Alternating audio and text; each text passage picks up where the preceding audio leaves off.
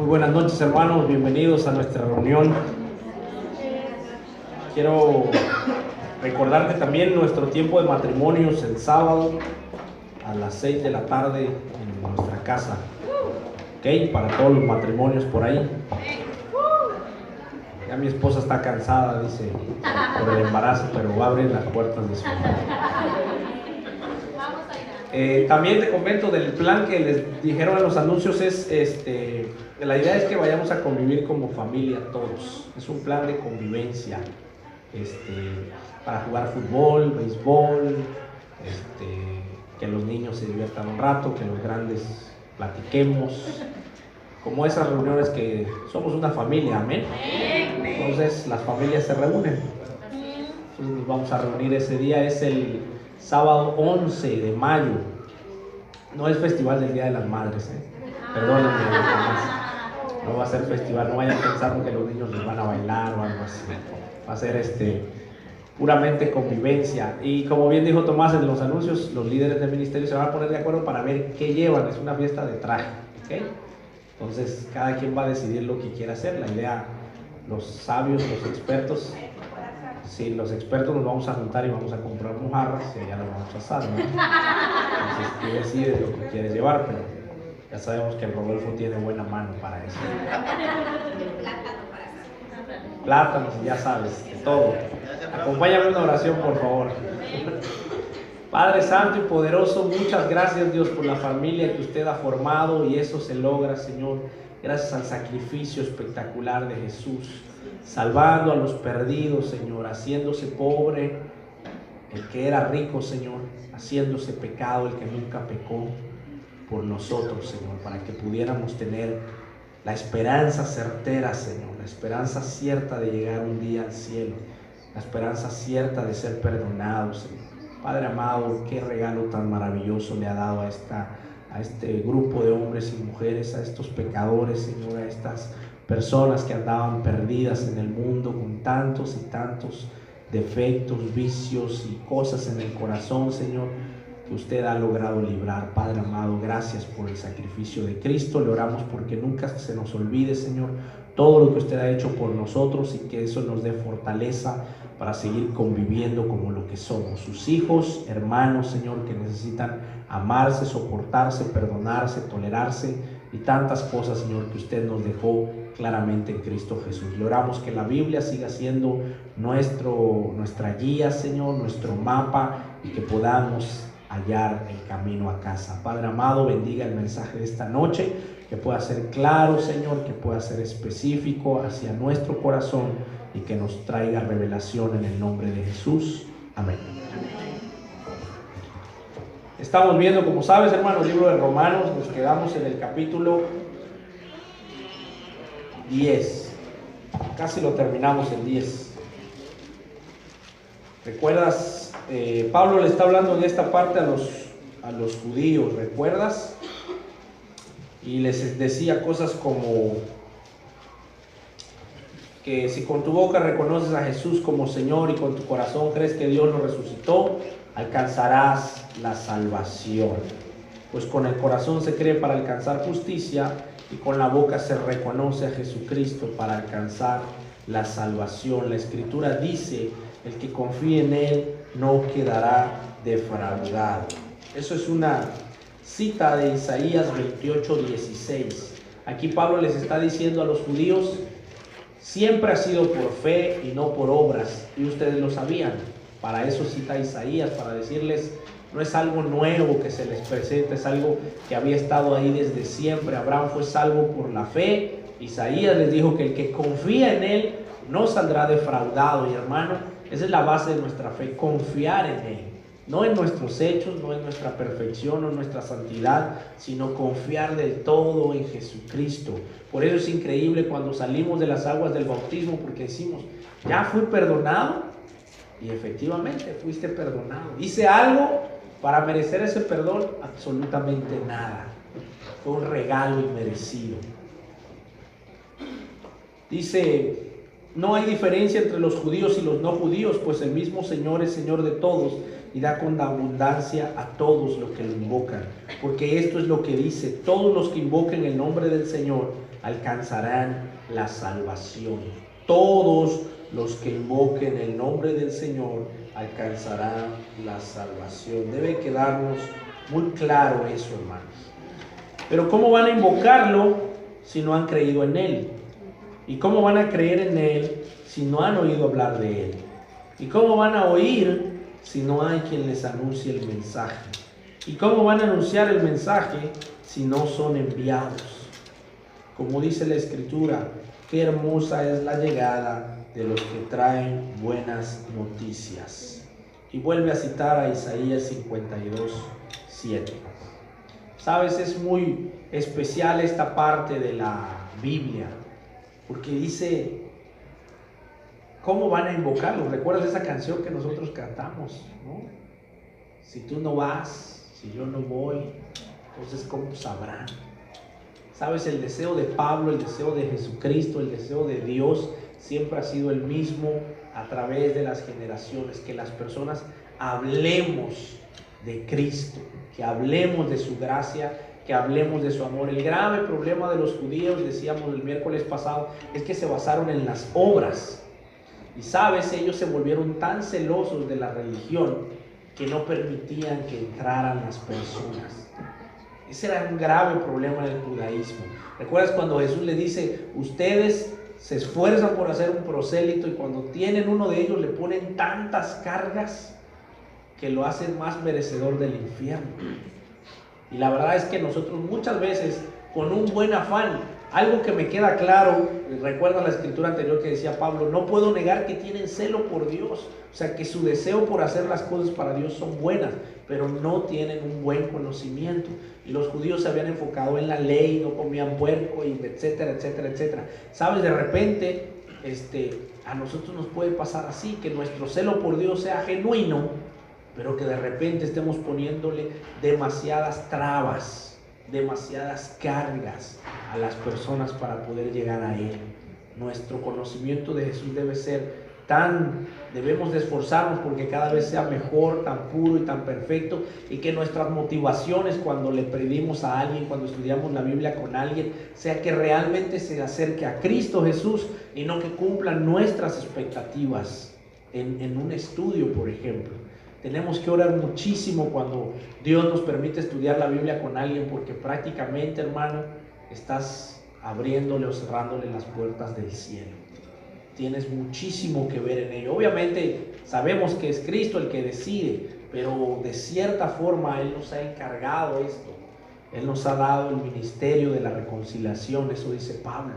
Y nosotros tenemos mucho que ver en abrir o cerrar una puerta. Tenemos mucho que ver en mostrarle un evangelio salvador a las personas, o un evangelio que esté lleno de reglas, de legalismos y de cosas que no son realmente acercarse a Dios.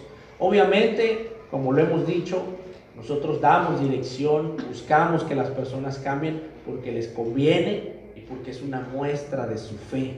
Pero tenemos que tener mucho cuidado cuando nuestro motivo se vuelve pues turbio, ¿no? Legalista, cuando buscamos que la persona haga las cosas que nosotros queremos que hagan, en lugar de lo que la Biblia marca tal cual. Pero algo que me queda muy claro es que dice Pablo: ¿cómo escucharán si no han oído hablar de Él? Hermano, creo que estas últimas veces la Biblia ha sido muy clara en lo que quiere con nosotros: hablar de Jesucristo, hablar de Jesucristo. Te decía que los judíos cerraron las puertas del judaísmo y no querían que nadie entrara, y para que entraran era muy difícil. Nos puede pasar a nosotros lo mismo, que no estemos hablando de Jesús a la gente, que no estemos invitando a las personas a venir a la iglesia, que les estemos negando de cierta manera esa información, ese mensaje tan extraordinario que es estar a los pies de Cristo. Dice: qué hermosa es la llegada de los que traen buenas noticias. Imagínate lo que debe pensar Dios cuando te ve compartiendo la fe. Qué hermoso se ve qué hermosa se ve aquella, cuando llevas noticias, las buenas noticias, el evangelio. Dice el versículo 16, pero no todos han aceptado el evangelio. Es como dice Isaías: Señor, ¿quién ha creído al oír nuestro mensaje? Así pues, la fe nace al oír el mensaje, y el mensaje viene de la palabra de Cristo. Pero yo pregunto, ¿será tal vez que no oyeron el mensaje? Claro que lo oyeron, porque la Escritura dice: la voz de ellos salió por toda la tierra, y hasta los últimos rincones del mundo llegaron sus palabras. Aquí esta parte de la Biblia está hablándole Pablo a los judíos, ¿no? Y está teniendo esa plática, plática con él mismo, imaginaria, repeliéndose algunas respuestas y diciendo: bueno, tal vez no oyeron el mensaje los judíos. ¿Cuál mensaje? El de que la salvación era por gracia. Y dice, claro que lo oyeron, porque la Escritura de ellos dice: la voz de ellos salió por toda la tierra, y hasta los últimos rincones del mundo llegaron sus palabras. Es el Salmo 19:4. Y vuelvo a preguntar, ¿será que los de Israel no se han dado cuenta? En primer lugar, Moisés dice: yo los pondré a ustedes celosos de un pueblo que no es pueblo, los haré enojar contra un pueblo que no quiere entender. Luego Isaías se atreve a decir: los que no me buscaban me encontraron, y me mostré a los que no preguntaban por mí. Y al hablar de los israelitas, Isaías dice: todo el día extendí mis manos a un pueblo desobediente y rebelde. Quiero que sepas que obviamente Pablo sabe que aún las cuestiones difíciles que suceden en la vida, Dios las utiliza para algo bueno. Los israelitas se cerraron al mensaje de la salvación de Cristo, y eso dio la oportunidad para que tú y yo escucháramos el mensaje de salvación, para que no se quedara nuevamente solo con el pueblo de Israel, sino que se abrieran los gentiles. Dice por eso que se mostró a quienes no lo buscaban y a los que no preguntaban por él. Quiero que veas cómo el plan de Dios es tan increíble, que él iba a utilizar algo malo, aparentemente como la negación de los judíos a recibir a Jesucristo, para que muchos fuéramos salvos, para que los gentiles tuvieran acceso a la salvación a través de Cristo Jesús. Aún los planes aún las situaciones más difíciles hacen que Dios muestre su gloria. Dice en el capítulo 11, en el versículo 1, ahora preguntamos, ¿será que Dios ha rechazado a su pueblo? Claro que no, yo mismo soy israelita, descendiente de Abraham y de la tribu de Benjamín. Desde el principio Dios había reconocido a los israelitas como su pueblo, y ahora no los ha rechazado. ¿No saben ustedes que la Escritura dice en la historia del profeta Elías que en su oración a Dios acusó al pueblo de Israel? Dijo: Señor, han matado a tus profetas y han destruido tus altares. Solo yo he quedado con vida, y a mí también me quieren matar. Pero Dios le contestó: he apartado para mí 7,000 hombres que no se han arrodillado ante el Dios Baal. Pues de la misma manera ha quedado ahora un pequeño resto que Dios en su bondad ha escogido. Y si es por la bondad de Dios, ya no es por los hechos, porque si así fuera, la bondad de Dios ya no sería bondad. Dentro del plan de Dios, Israel siempre ha tenido un lugar muy especial. Eso nos debe de quedar claro, ¿no? De Israel son los planes, fueron las promesas, son los patriarcas. Jesús viene de los judíos. Nos debe quedar muy claro que para Dios son muy especiales. Pero también Pablo en capítulos anteriores dijo que no todos los descendientes de Abraham eran israelitas. Y sabes, Pablo, lo que me encanta de Pablo, hermano, es que él no trata de aclarar preguntas que nosotros hemos tenido en la mente muchas veces, ¿no? Dios elige libremente a quienes se salvan, pero también tenemos el libre albedrío humano de decidir, de aceptar a Cristo o de no aceptarlo. Sabes, es una paradoja que se ha tratado de explicar, que todos los teólogos más prominentes tratan de explicar, y que algunos se van a un lado, otros se van al otro, pero yo veo a Pablo siempre quedándose en medio, ¿no? Siempre diciendo, Dios elige, pero en otros dice, el pueblo decidió. Y sabes, Pablo no trata de aclarar aquí ninguna paradoja. Pablo no trata de decir cuál es la realidad, cuál es la verdad y cuál no. Simplemente dice que las dos existen de una forma extraordinaria. Eso es algo que no le podemos quitar a Dios. Él es Dios y tiene derecho de decidir.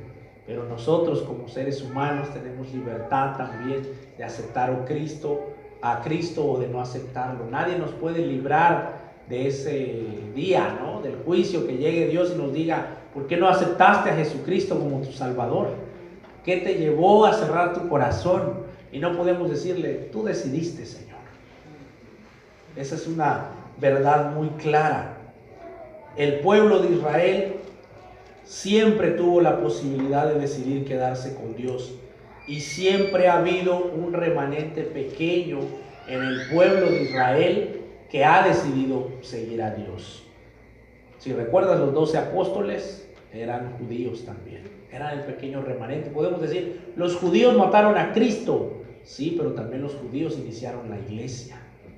También los judíos fueron los que llevaron el mensaje a todo el mundo. Y nosotros como cristianos ahora podemos decir, pobrecito de los judíos, pero no debemos olvidar que de ellos nosotros le debemos muchísimo al pueblo israelita también. Y aquí cuando Elías estaba, ¿recuerdas esas partes de la Biblia? Cuando Elías de repente quema a los profetas de Baal y se da cuenta y piensa, y lo van siguiendo, él piensa que es el único que quedó con vida de los que defendían a Dios, de los que creían en Dios más bien. Y Dios le dice, no te preocupes, hay un remanente de 7,000 personas. Y la idea del remanente entre el pueblo judío siempre está ahí. Hay muchísimas escrituras que después te voy a pasar para que veas acerca del remanente. Eso es algo que Dios ha tenido ahí, que siempre tendrá. Dice el versículo 7, entonces que los israelitas no consiguieron lo que buscaban, pero lo que Dios escogió sí lo consiguieron. Los otros fueron endurecidos, como dice la escritura, Dios los hizo espiritualmente insensibles, y así son hasta el día de hoy. Les dio ojos que no ven y oídos que no oyen. También David dice que sus banquetes se le vuelvan trampas y redes para que tropiecen y sean castigados, que sus ojos se queden ciegos y no vean, que su espalda se les doble para siempre. Ahora pregunto, ¿será que los judíos al tropezar cayeron por completo? De ninguna manera, al contrario, al desobedecer los judíos, los otros han podido alcanzar la salvación, para que los israelitas se pongan celosos. Así que si el tropiezo y el fracaso de los judíos han servido para enriquecer al mundo, a los que no son judíos, ya podemos imaginarnos lo que será su plena restauración. ¿Sabes? Me impresiona la actitud positiva de Pablo. Cómo podía ver los problemas y los asuntos difíciles con una esperanza siempre al final. Decía, es obvio que ahorita el pueblo de Israel, la mayoría, la gran parte, no cree en Jesucristo. Eso era una obviedad para él. Decía, pero hay un remanente pequeño que sigue creyendo, dentro de ellos, él mismo. Y además dice, el que el pueblo de Israel se haya endurecido fue para beneficio de los demás. Pero ¿sabe lo que me impresiona? Es lo que dice al final, cómo piensa y dice, si ahora el error de los israelitas, el que se cerrara el corazón, permitió algo tan maravilloso como el nacimiento de la iglesia, como que muchos de nosotros seamos salvos gracias a Jesucristo, como que el mensaje se predique en todo el mundo, dice, ahora imagínate qué increíble va a ser cuando los judíos nuevamente regresen a creer en Dios.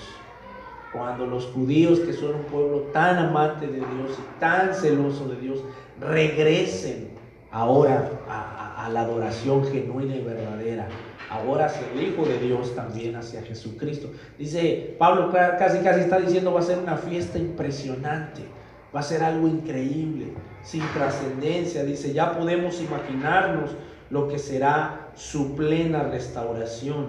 Pero tengo algo que decirles a ustedes que no son judíos, puesto que Dios me ha enviado a los no judíos. Yo tengo en gran estima este servicio. Quiero que algunos de mi propia raza sientan celos de ustedes y así llevarlos a la salvación. ¿Sabes? Pablo estaba seguro que la vida de los gentiles podía producir en el corazón de los judíos celos, pero celos para Dios. Eso es lo que debe de producir nuestra vida hacia los que no están con Cristo. Un celo santo, un celo genuino de decir, wow, qué increíble es la vida de este hombre o de esta mujer. Yo quiero tener una relación con Dios así. Cuentan de la historia en la Primera Guerra Mundial, de un capellán que cuando vio a un soldado tirado del campo de batalla, fue hacia él y no tenía la capacidad para poderlo llevar arrastrando ni nada. Y ya el ejército se había ido, lo había abandonado, y él se quedó con él y lo alimentaba y le daba agua. Él dejó de beber agua para que el otro pasara sus últimos momentos, por lo menos lo más decente que se pudiera. Y el soldado al final le preguntó: ¿es usted cristiano? Y él le dijo: sí. Y le dijo: yo quiero eso que usted tiene. Si la vida con Cristo hace que alguien pueda estar en el campo de batalla con un moribundo hasta el final, yo quiero eso que usted tiene. Y eso es lo que nosotros debemos de producir, hermano. Eso es lo que nosotros deberíamos de producir, que la gente quiera vivir una vida con Cristo. Eso es lo que Pablo está diciendo aquí. Dice: quiero que algunos de mi propia raza sientan celos de ustedes, pero un celo santo, un celo genuino, y así llevarlos a la salvación. Que cuando la gente te vea diga: wow, yo veo la devoción de esa mujer, yo veo su carácter, yo la veo tan llena de gozo a pesar de la adversidad, yo lo veo tan feliz a pesar de la carencia, que yo quiero ser como él. Que ese celo sea genuino y diga: yo quiero ser como ella, yo quiero ser como ese hombre que va ahí. ¿Por qué? Porque tiene algo que los demás no tienen. Y todos, cada uno de nosotros, hermanos, si tiene el Espíritu Santo, debería tener la capacidad, tiene la capacidad de poder hacer eso en los demás. Pablo se refería a los judíos. Imagínate, para hacer sentir celos a un judío. A un judío, tú has leído en los libros que no son inspirados por Dios, pero son históricos. El libro de Macabeos, uno de ellos narra cómo Judas Macabeo es martirizado hasta la muerte por no comer cerdo. Imagínate. Le dijeron: ¿sabes qué? Cómete un pedazo de cerdo. Y él dijo: no voy a comer cerdo por el amor a la ley. Y lo golpearon y le decían: come cerdo, y no. Y llegó el grado que los mismos soldados se apedaron de él y le llevaron carne de otro animal y le dijeron: mira, cómetela y di que comiste carne de cerdo para que el que nos mandó a matarte esté tranquilo. Y él dijo: no voy a mentir tampoco. Y prefirió la muerte. Entonces imagínate hacer que un hombre de esa magnitud, de amor a la ley, tenga celos por la vida de Cristo. No es fácil. Y Pablo estaba diciendo: quiero que lleguen al nivel de relación con Dios, que ustedes puedan producir celos en otras personas, pero un celo santo, hermano, un celo genuino, un celo que te hagan ver con gozo, pero no un celo que te vean un día bien, otro día mal, un celo que te hagan ver quejándote por la situación que te está pasando a cada rato, un celo que digan: es, en pocas palabras, que te vean igual que los demás. Leí una historia que me mandó una amiga, que ella, la verdad es que puedo decir que me produjo celos en la universidad. Ella era una cristiana muy, muy fiel, y se llama Jesús Guadalupe, se llama. Es mujer, pero su mamá era muy catoliquísima y le puso Jesús Guadalupe. Nosotros, para molestarla, le decíamos Chucho. Entonces, imagínate la clase de amigos que se mandaba. Pero ella, por ejemplo, cuando nosotros decíamos: nos vamos a salir de clase, ella decía: pues perdónenme, pero yo no. Estudiando educación física con 35 malvivientes como yo, era una insultadera terrible. Y ella decía: yo me quedo. Y sabes, cuando yo me hice cristiano, entendí muchas de las cosas que ella hacía. Y dije: wow, ¿no? Qué increíble vivir una vida así. Qué increíble ser como Chucho. De verdad dije: wow, qué especial. Cuántas cosas no debió de haber pasado ella. No debió de haber afectado. Y hoy leía una reflexión que me enviaba y decía que una mujer iba en el tráfico y se le para otro hombre en el amarillo y le empieza a pitar y a insultar y a decir un montón de cosas. Llega un policía, la baja y la lleva arrestada. Después de 2 horas de arresto le dice: perdóneme, lo que pasa es que vi en el carro de atrás: Jesucristo viene pronto, Juan 3:16, vi el pescadito cristiano, y luego la vi hablar a usted así, que yo pensé: esta seguro se robó el auto, no es de ella. porque no creo que usted sea cristiana, ¿verdad?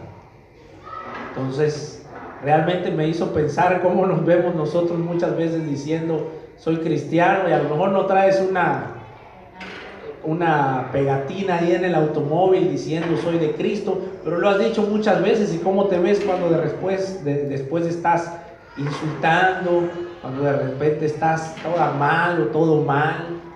Si realmente estás causando celos. Pablo dice, quiero que algunos de mi propia raza sientan celos de ustedes y así llevarlos a la salvación. Cambia ese versículo y di, quiero que algunos de Villahermosa sientan celos de ustedes. Y si quieres ser más exacto, di, quiero que algunos de Pomoca, algunos de Indeco, algunos de Pancho, algunos del centro, sientan celos de ustedes y los lleven a la salvación. Que eso es lo más importante, no que sientan celos de ustedes para que se pavonen. Yo siempre estoy feliz, ¿no? No, para que los lleven a la salvación, para que después les hables y les digas, ¿sabes qué? Yo estoy así por Cristo, muchas veces por dentro he estado mal, pero yo saco mis frustraciones, mi tristeza, mi ansiedad, mi amargura con el Señor, se la dejo a Él y después puedo salir feliz a pelear la batalla. Pues si el rechazo de los judíos ha traído al mundo la reconciliación con Dios, ¿qué no traerá el que sean aceptados? Nada menos que vida para los que estaban muertos. Eso es lo que le vas a llevar a las personas que acepten a Jesucristo. Nada menos que vida para los que estaban muertos. Pues si el primer pan que se hace de la masa está consagrado a Dios, también lo está la masa entera. Y si la raíz del árbol está consagrada a Dios, también lo están las ramas. Esto es para los judíos.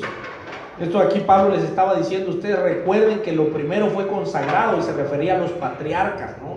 Dios consagró al pueblo a través de Moisés, Abraham, Isaac, Jacob. Y ya saben, los israelitas siempre dicen eso, como del Dios de Abraham, Isaac y Jacob, porque sabían que estaban bendecidos desde la raíz. Eso es especialmente para ellos. Dice, al olivo que son los judíos se le cortaron algunas de las ramas y en su lugar se le injertó el olivo silvestre, que eres tú. Eso va para nosotros. El olivo original, el olivo cultivado, son los judíos. Y nosotros somos el olivo silvestre, ¿no? El que crece en los matorrales, el que no se ve bonito, el que realmente no debía de llegar. Ese eres tú. Así llegaste a tener parte en la misma raíz y en la misma vida del olivo. Pero no te gloríes despreciando las ramas naturales. Si lo haces, recuerda que no eres tú quien sostiene a la raíz, sino que la raíz te sostiene a ti. ¿Sabes? Pablo aquí deja una clara lección para nosotros los gentiles, que de repente nos podemos sentir más que los judíos y decir, pobrecitos, no conocen de Cristo. Pero a veces el tono es despectivo. No es el tono de me duele el corazón. No es el tono de reconocer cómo puede ser que el pueblo de Dios se haya apartado de Él y orar. Yo a veces he visto en el Facebook, bueno, se puso de moda un tiempo, ora por Israel. Pero sabes, orar de corazón, de decir, va a ser un día increíble cuando el pueblo de Dios, el primero, pueda regresar a Él. Dice, si lo haces, recuerda que no eres tú quien sostiene la raíz, sino que la raíz se sostiene a ti. Tal vez dijera, sí, pero se cortaron unas ramas para injertarme a mí en el olivo. Bien, pero fueron cortadas porque no tenían fe. Y tú estás ahí únicamente porque tienes fe. O sea, te dice, tú estás ahí únicamente por misericordia, por la más increíble y grande misericordia. Ninguna otra razón te hace estar ahí injertado en el olivo. Ningún privilegio. No hiciste absolutamente nada. Así que no te jactes, sino más bien siente temor. No miedo, temor santo. De decir, no vaya a ser que mi arrogancia me lleve a pecar. No vaya a ser que porque estoy injertado de pura misericordia en el olivo, yo me sienta más que los que no están. Y no solamente de la raza judía, obviamente aquí habla específicamente de la raza judía, pero a lo mejor nos podemos sentir más que los que no han sido injertados todavía. Yo sí soy cristiano. Porque si Dios no perdonó a las ramas naturales, tampoco a ti te perdonará. Si Dios fue capaz de decirle a los judíos, a ver, háganse un lado, pues con mayor razón nos dirá a nosotros, a ver, háganse un lado. Nada de jactancia, nada de vanagloria, nada de sentirnos más que los demás, nada de presumir nuestro cristianismo como si fuera algo que nos hemos ganado, nada de presumir nuestras obras. Lo que nosotros presumimos es la gracia de Jesús en nuestras vidas, la gracia de Dios a través de Cristo. Mira pues que bueno es Dios, aunque también que estricto. Ha sido estricto con los que cayeron y ha sido bueno contigo. Pero tienes que vivir siempre de acuerdo con su bondad, pues de lo contrario, también tú serás cortado. Sabes, ayer platicaba con un amigo y le decía, no hay nada mejor que estar en la voluntad de Dios. No hay lugar más seguro, más hermoso, más vivificador que estar en la voluntad de Dios. ¿Qué es estar en la voluntad de Dios? Hacer lo que a Dios le agrada. Al comienzo, a veces la voluntad de Dios no se ve tan buena, pero es lo más increíble. Le decía, los que no están casados pueden creer que están bien, pero cuando llegan a Cristo y la voluntad de Dios es que se casen, créeme que es el mejor plan. Y a lo mejor tú dices, ay caray, es que casarme, y luego ya no me voy a poder divorciar, y luego me voy a querer quitar la mitad de todo lo que tengo, y no tienes nada, pero estás preocupado. Y esas cosas nos hacen mover nuestra fe. Pero sabes, cuando tú sabes que lo mejor es estar en la voluntad de Dios, lo puedes hacer confiadamente. Confiadamente te casas. Cuando a los jóvenes solteros les dicen, está en la voluntad de Dios, no te unas con un inconverso. Dices, lo mejor es la voluntad de Dios. No tengas sexo antes del matrimonio. Puede sonar aburrido, puede sonar anticuado, puede sonar mal, pero créeme que cuando te atreves a estar en la voluntad de Dios, no hay regalo más extraordinario que cuando te casas, que cuando tienes tu regalo de parte de Dios, que cuando puedes disfrutar abiertamente de todo lo que Dios ha creado para nosotros, sin problemas, sin tapujos, sin cosas feas en la mente. Es increíble. No hay mejor lugar que estar en la voluntad de Dios. Así que tienes que vivir de acuerdo con su bondad. Por otra parte, si los judíos abandonan su incredulidad, serán injertados de nuevo, pues Dios tiene poder para volver a injertarlos.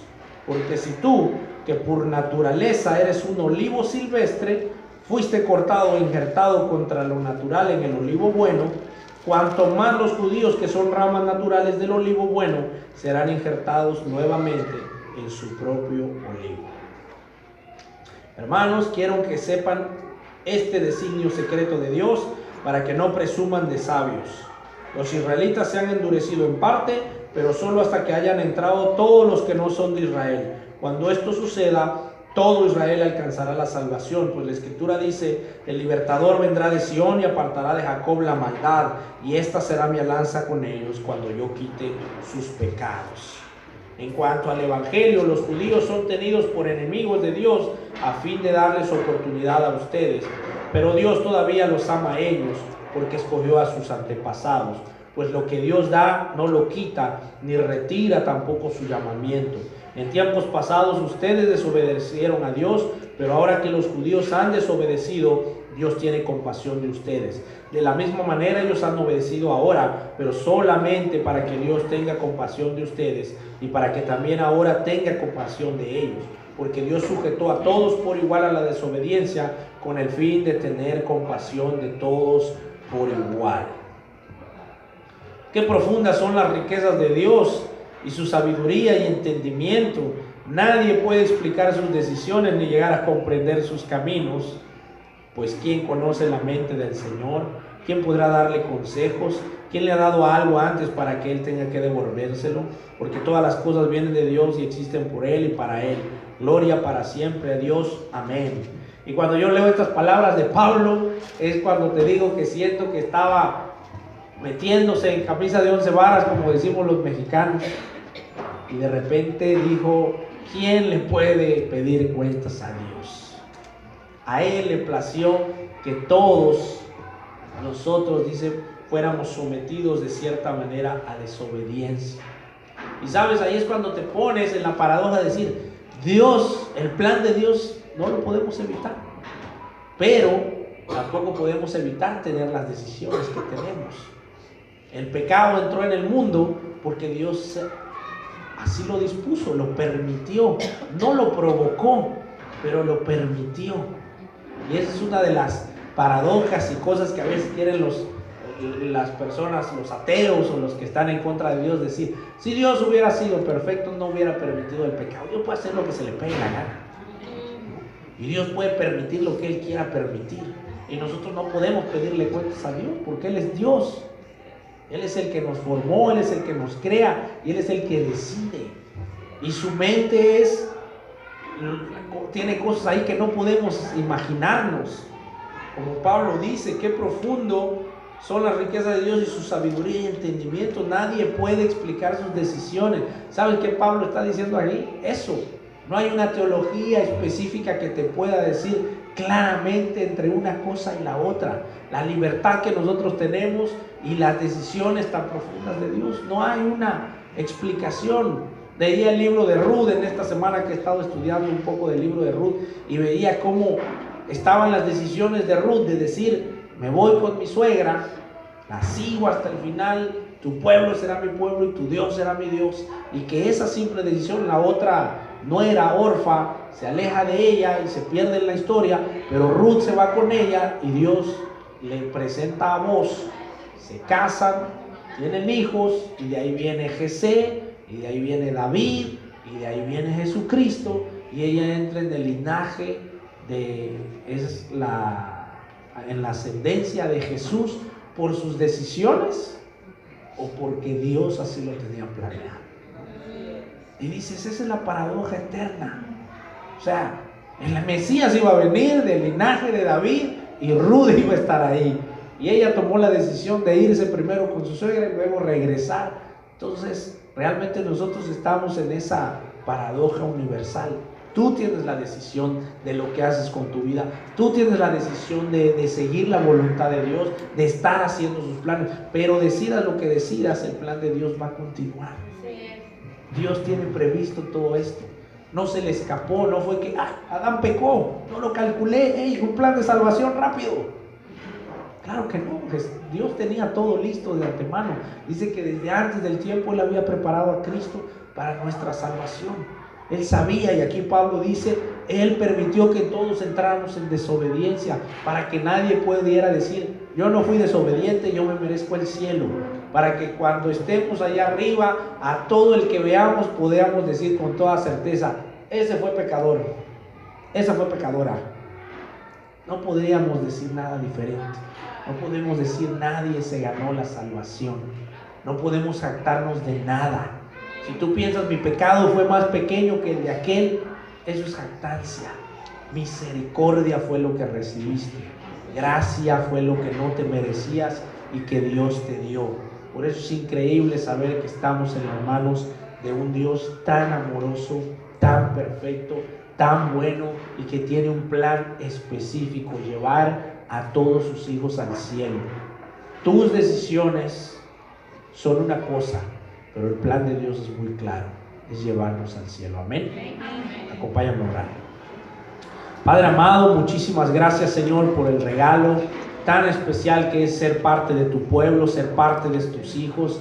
Amado Señor, no permitas que nunca se nos suba eso a la cabeza, Señor, en el sentido de creer que somos más, que los que no te conocen, o que los que no te aceptan, o que los que hablan en contra de ti, Señor. Recordemos que muchos de nosotros hicimos cosas tremendas, horribles, Señor, que hablamos en tu contra, que blasfemamos, que fuimos idólatras, Señor, que teníamos odio en el corazón, y que lamentablemente a veces aún todavía hay cosas ahí, Señor, que tenemos que cambiar. Pero tu misericordia es tan grande, Señor, que donde abundó el pecado, sobreabundó la gracia. Padre amado, permítanos vivir agradecidos por ellos siempre, Señor. Permítanos ser esos voceros que le hablen a las demás personas de Cristo. Permítanos ser esos ejemplos vivos, Señor, que hagan que otros tengan celos y quieran estar a su lado, Señor. Que vean que no hay nada más increíble y más especial que estar bajo sus alas, Señor, haciendo su voluntad y viviendo confiados, aferrados a la promesa cierta de que Cristo murió por nosotros, resucitó y está esperándonos, Señor, y volverá por nosotros. Padre amado, es en Cristo Jesús que le oramos y le agradecemos. Amén. Amén. Hermanos, que Dios los siga bendiciendo.